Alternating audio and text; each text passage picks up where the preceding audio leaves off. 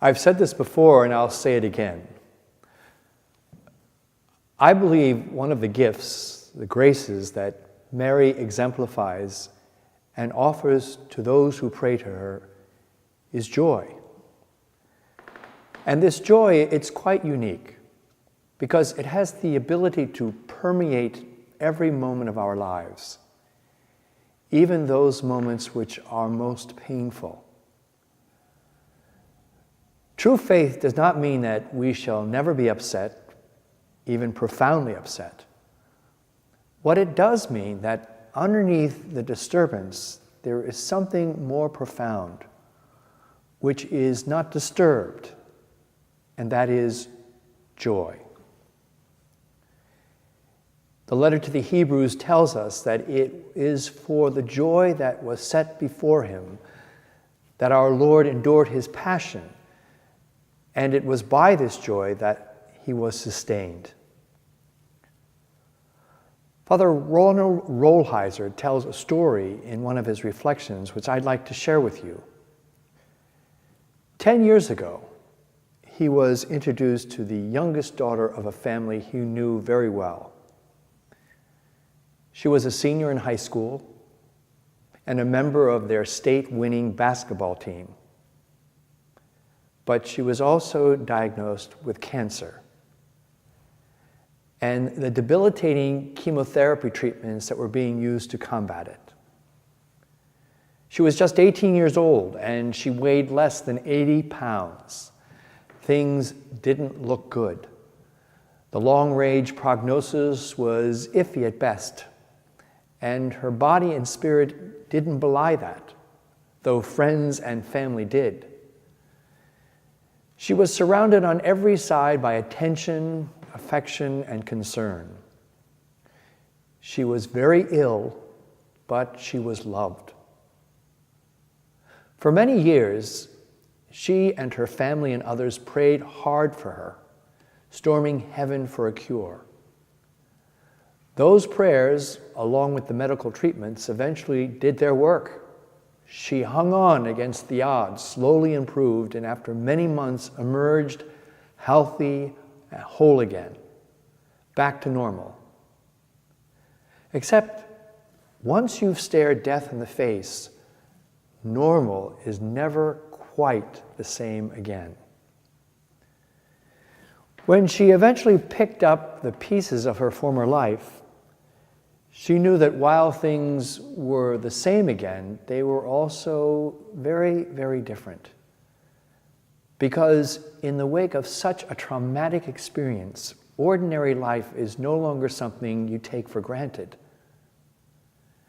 You begin to have this deeper joy in all things ordinary, and a new horizon, and a new wisdom, and maturity, and purpose that wasn't there before. As they say, God writes straight with crooked lines. And sometimes cancer, terrible as it is, gives more than it takes.